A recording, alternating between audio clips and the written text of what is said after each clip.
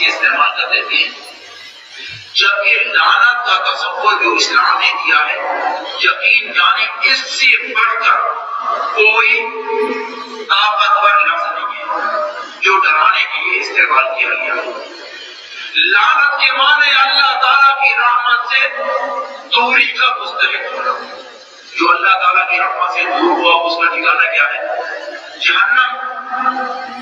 کسی فرد کو لعنت اور کسی فرد پہ لعنت بھیجنا اسلام کے اندر اس کی اجازت نہیں ہے، بلکہ اگر کسی فرد نے لعنت کا اس سے بھی چھوٹا موٹا اگر لفظ استعمال کیا تو حدیث پاک میں آتا ہے کہ اگر وہ سامنے والا فرد اس چیز کا مستحق تھا تو اس کے لیے وہ ہو گیا، لیکن اگر اس کے لیے وہ مستحق نہیں تھا تو یقیناً جو قائل تھا اس لفظ کا اس کی طرف یہ لفظ رکھے گا۔ آپ اس فرد کو لعین کہہ رہے ہیں کہ لعنت کا خطاب دے رہے ہیں، اگر وہ لعنت کا مستحق نہیں ہے تو یقیناً میں کہتا ہوں کہ وہ لعنت آپ کی طرف لوٹے گی، کیونکہ رسول اکرم صلی اللہ علیہ وسلم نے اس چیز کی خبر دی اور رسول اکرم صلی اللہ علیہ وسلم کی اس خبر ہمیشہ سچی رہی اور رہے گی اور ہوتی ہے علیہ السلام۔ فعلیہ لعنت اللہ، اس کے اوپر ہے اللہ تعالیٰ کی لعنت، والملائکہ اور اس کے فرشتوں کی لعنت، فرشتے بھی اس کے اوپر لعنت بھیجتے ہیں، اجمعین سارے فرشتے لعنت بھیجتے ہیں۔ فرشتوں کی تعداد کیا ہے؟ اس کے بعد ایک چھوٹی سی روایت میں آپ کے سامنے پیش کرتا ہوں جس کو رسول اکرم صلی اللہ علیہ وسلم نے لیلۃ المعراج میں آپ نے بتلایا علیہ السلام۔ اسراء اور معراج رسول اکرم صلی اللہ علیہ وسلم کو یہ چیز بطور تحفہ ملی اور یہ اللہ تعالیٰ کا اکرام ہے خاتم النبیین علیہ السلام کے لیے۔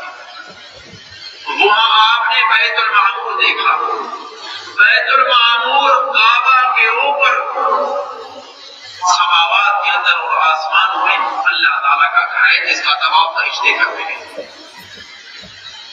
فرشتے طواف کرنے والے 70,000 فرشتہ ڈیلی طواف کرتا ہے، 70,000 فرشتہ، اور 70,000 فرشتے کو دوبارہ طواف کرنے کا موقع نہیں ملتا۔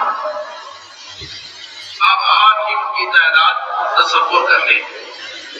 رسول اکرم صلی اللہ علیہ وسلم فرماتے ہیں کہ آسمانوں کے اندر کوئی جگہ ایسی خالی نہیں ہے جہاں 4 مشت کی جگہ خالی ہو، جہاں فرشتہ رکوع اور سجود کی حالت میں نہ ہو۔ یہ تو ہماری بدقسمتی ہے اور انسانیت کی بدقسمتی ہے کہ اللہ تعالیٰ کی عبادت سے ہٹے ہوئے ہیں۔ عبادت کا مفہوم اتنی تنگ کر دیا ہے ہم نے کہ نماز اور روزہ تو عبادت میں شامل ہے، حصول رزق حلال یہ عبادت میں شامل نہیں ہے، اپنی آنکھ کو گناہ کی نگاہ سے بچانا یہ عبادت میں شامل نہیں ہے۔ نہیں، اس میں کیا ہے؟ کچھ نہیں ہے، یہ تو ہمارا اپنا ذاتی فعل ہے۔ نہیں، میں کہتا ہوں جو چیز بھی آپ شرعی نقطۂ نگاہ کو سامنے رکھ کے کریں گے اس میں آپ عابد کہلائیں گے، اس میں آپ کو اجر ملے گا، اس میں آپ کو قیامت کے دن آپ کے میزان کے اندر حسنات کا وجود ہوگا۔